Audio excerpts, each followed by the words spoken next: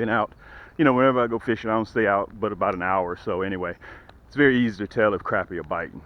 So that's not a big thing. My nose is running, but listen, it was worth it. I want you guys to see what we did. See if you can see all those rascals in there. See all those?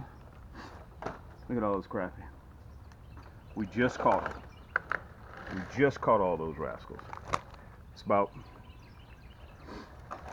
30 in there right now, and we've only been out there an hour. We located them. All of them are consistent. They're about 10 and a half, 11, 12, and a couple of 13s in there. Hold tight. I'm gonna show you exactly how we did it all right? Here's for all the people, because I've had a lot of people to ask me, can I catch crappie from the bank? Okay, I got a fan club, so you guys kind of have to get used to the noise, okay? But I want you guys to listen to this.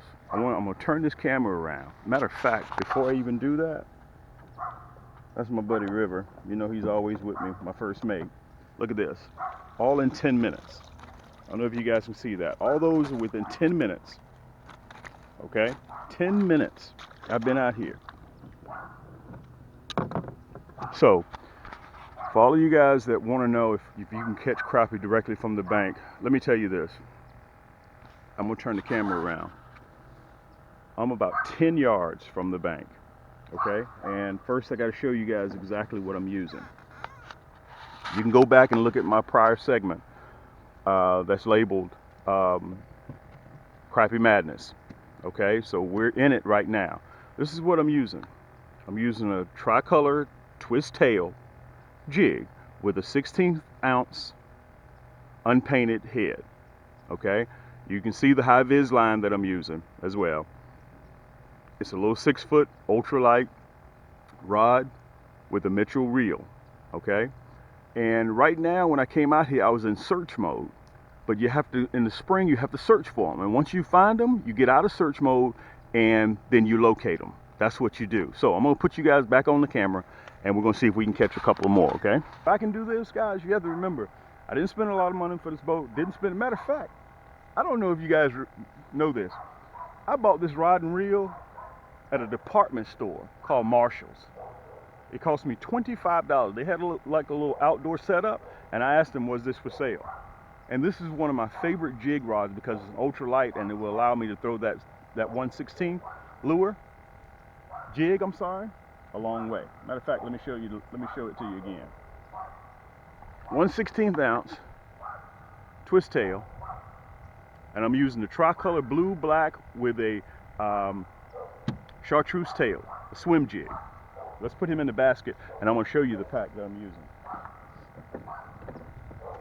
I've been out here every bit of 20 minutes now. The front too, so you'll be able to see it. That's what I'm using. 97 cents. And every year I kill them this time of the year. And this is what I want you guys to do. Make a mental memo or take a picture in your app on your phone. It'll file it by date. You can pull your pictures up by date. Take a picture of your crappie so that way when the following year comes back, you can go back and see. Crappie are creatures of habit. They're habitual. They're going to do the same thing each year, but it may be in a different spot. So it's your job to locate them and search for them and find them. So let me put this down. We're going to go back in. I'm going to turn the camera around so you can see it again, all right? That's why I got you guys here. During the springtime, look for shallows. They're not going to be in 8-10 feet of water. They're getting towards the shallow water because they're getting ready to spawn, or they may have already spawned. It all depends.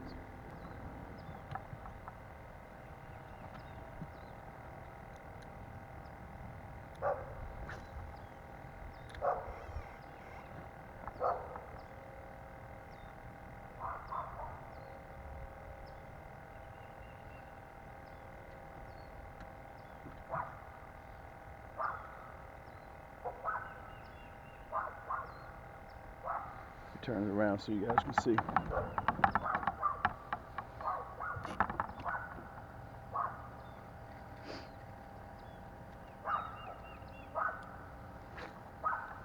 I'm throwing all the way up there at the bank. You can see that.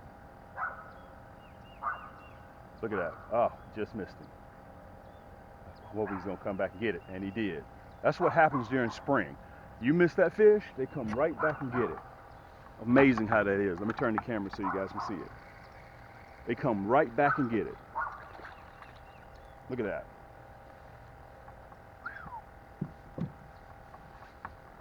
And listen, guys, it didn't cost me much. Look at that blue heron. I know you guys can see him. Look at that big rascal. He's over here catching fish as well. It's cloudy, it's overcast, and these are the ones I like to eat. The ones that are 10 and a half, 11 inches, this is what you're looking for.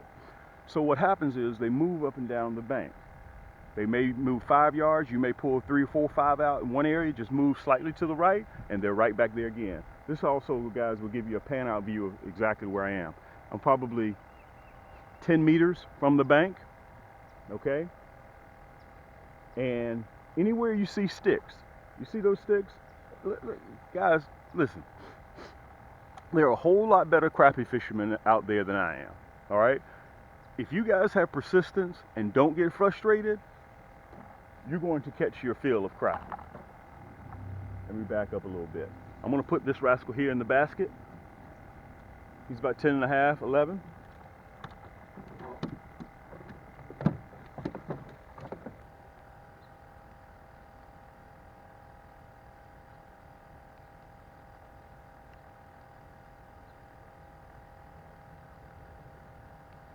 Look at this. Look at this. See, I went down a little bit, guys. I went down a little bit. They move sometimes. Look at this. They move. Look at that. It's your job to figure out. Turn you around. It's your job to figure out what's going on.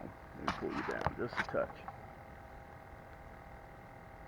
Man, and let me say this, these guys, all these crappie are running consistently, almost about the same size. Oh, let me show them to you. 10 and a half, that you're seeing. This whole bank area here, they're in here. And they may move to the left, they may move to the right. You can see it's raining right now. But guys, this is a work day at the office. Sometimes you gotta put your tool belt on, put your hat on. Every day at the office ain't gonna be sunny, okay? You have to bite when the crappie bite. I tell all my friends this too. Don't think that crappie are on your clock. You're on the crappie's clock, okay? Because they're going to consistently do what they do, okay? Remember that. You always have to remember that. Okay, so we pan this whole bank right here. And again, we're about 30 feet. I'm about 15 yards or about 8 meters out from the bank. Okay, so if you were fishing with me, you could fish right off the bank and do the same thing.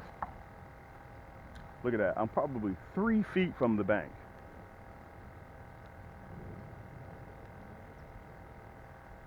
And all you're waiting to feel is that tug. That's why you use ultralight line. And that's why you use the ultralight tackle as well. Look at that. Look at that. Look at that. Let me turn it so you guys can see it.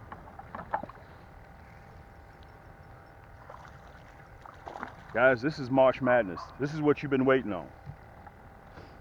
All year long, I don't catch them like this off of jigs. Let me show them to you. 10 months out of the year, I'm using minnows. Right now, I'm using jigs. Take them, throw them. This is the perfect eating size that you want. These 10 and a half, your 11s. That's what you want.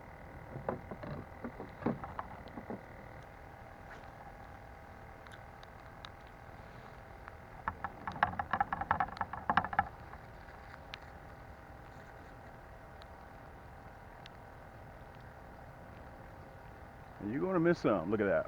Look at that. Look at that. You're going to miss some. That's just the way it is, man. You're going to miss some of these rascals. Look at that. He came right back and hit it. Wow. Look at that. Look at that. Look at that. He came right back and hit it. Look at that. let me tell you guys this. I was just vertical jigging, just letting it sit there. Let me turn you around. I was just vertical jigging, just sitting there, just bouncing it up and down, and he hit it. Wow. I can't wait for you guys to see that on camera. I hope you got it too. Look, another 10 and a half. This is what you're looking for. This is what crappie fishing is all about.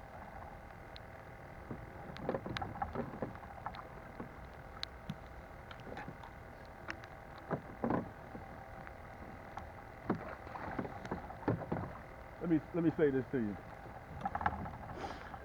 I'm gonna tell you guys a little bit something about me. I was the one in high school that always got put outside the door because I was always in high school clowning. And I'm not saying that you kids need to do that, okay?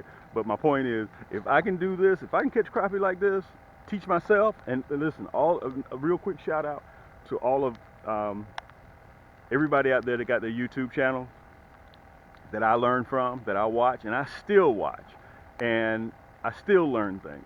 So don't ever think that you know everything about crappie, okay? Let's get ready to go back in.